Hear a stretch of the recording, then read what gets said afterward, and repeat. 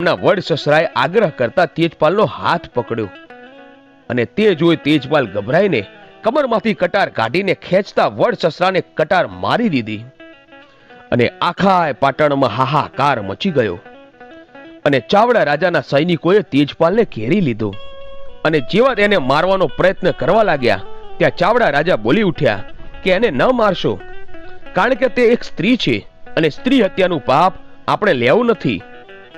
ત્યાં તો તેજપાલે ઝડપથી પોતાની લાલ ઘોડી ઉપર સવાર થઈ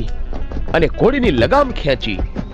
અને તેજપાલને રોકવા માટે ચાવડા રાજાએ પાટણના બધા જ દરવાજા બંધ કરી દીધા અને તેને રોકવા માટે સૈનિકો પાછળ પડ્યા. પણ આ સમયે